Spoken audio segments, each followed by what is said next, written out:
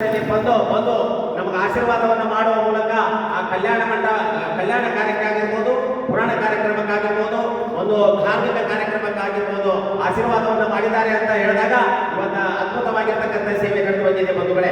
ಅದಕ್ಕಾಗಿ ಇವತ್ತು ಮೇ 4ನೇ ತಾರೀಕಿಗೆ ಪಟ್ಟಾಧಿಕಾರಿ ಸ್ಥಾನ ಇದೆ. ಅಂದ್ರೆ ನಮ್ಮ ಗುರುಗಳ ಪಟ್ಟಕ್ಕಾಗತಕ್ಕಂಥ ಕಾರ್ಯಕ್ರಮದ ದಿವಸ ಮೇ 4.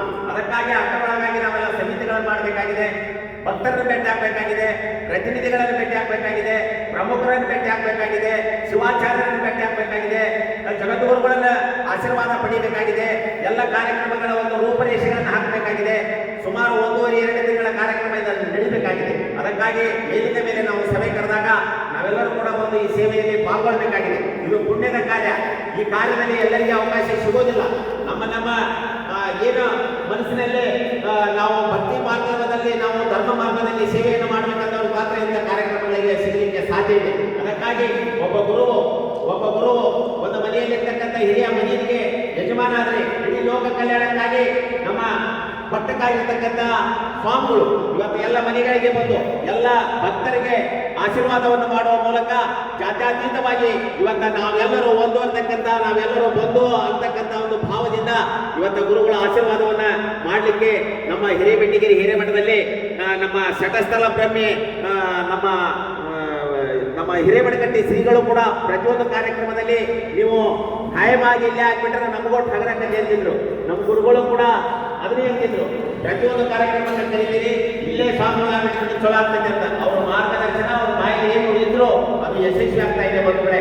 ಅದಕ್ಕಾಗಿ ನಾವೆಲ್ಲರೂ ಕೂಡ ಒಗ್ಗಟ್ಟಾಗಿ ಇವತ್ತು ನಮ್ಮ ಸಂದರ್ಭ ಗುರುಗಳು ಏನು ಮಾರ್ಗದರ್ಶನವನ್ನು ಮಾಡ್ತಾರೆ, ಏನು ನಿರ್ದೇಶನವನ್ನು ಮಾಡ್ತಾರೆ, ಏನು ನಮಗೆ ಕೆಲಸಗಳನ್ನು ಕೊಡ್ತಾರೆ, ಆ ರೀತಿಯಾಗಿ ನಾವೆಲ್ಲರೂ ಒಗ್ಗಟ್ಟಾಗೋಣ. ಇನ್ನೂ ಹಲವಾರು ಸಭೆಗಳನ್ನೇ ಕರಿಬೇಕಾಗ್ತದೆ. ಹಿರೇಬೆಟ್ಟಿಗೆ ಹಿರೇಮಠದಲ್ಲಿ ಕರಿಬೇಕಾದಾಗ ಇಲ್ಲಿ ಗುರುಗಳ ಒಂದು ನೇತೃತ್ವದಲ್ಲಿ ಸಭೆ ಮಾಡಬೇಕಾಗ್ತದೆ. ಅದಕ್ಕಾಗಿ ಗುರುಗಳ ಒಂದು ಮಾರ್ಗದರ್ಶನದಲ್ಲಿ ನಾವೆಲ್ಲರೂ ಒಗ್ಗಟ್ಟಾಗಿ ಸೇವೆಯನ್ನು ಮಾಡಿ ಹಿರೇಮಠದ ಹೆಸರನ್ನ ಮುಗಿನೆತ್ತರಕ್ಕೆ ತರೋಣ ಅಂತಕ್ಕಂಥ ಮಾತನ್ನು ಹೇಳಿ ಎಲ್ಲರೂ ಕೂಡಿ ನೀವು ಇವತ್ತ ಸ್ವ ಇಚ್ಛೆಯಿಂದ ಬಂದಿರತಕ್ಕಂಥದ್ದು ನಮಗೆ ಬಹಳ ಸಂತೋಷ ಆಗಿದೆ.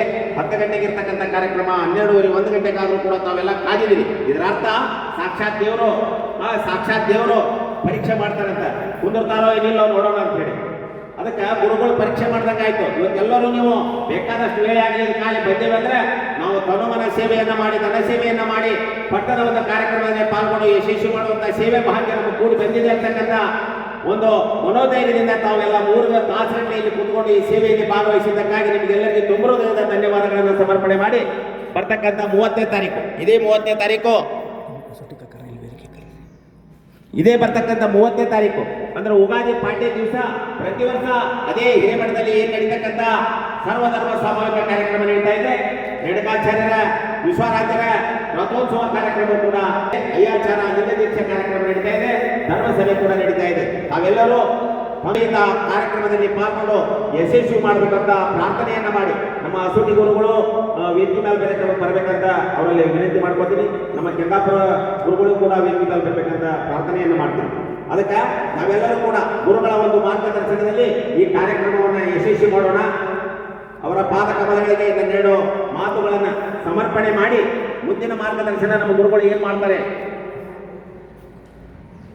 ನಮ್ಮ ಅಸೂಟಿ ಶ್ರೀಗಳು, ನಮ್ಮ ಕೆಂದಾಪುರ ಶ್ರೀಗಳು ಮಾತನಾಡಬೇಕಂತ ಅವ್ರಿಗೆ ವಿನಂತಿಯನ್ನು ಮಾಡ್ಕೋತೀನಿ.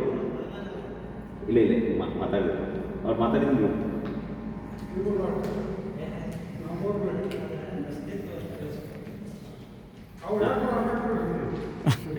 ನೀವು ಹೇಳಿದ್ರೆ ಎಲ್ಲ ಬೆಳವಣಿಗೆ ಪೂರ ಎಲ್ಲ ಹೇಳಿ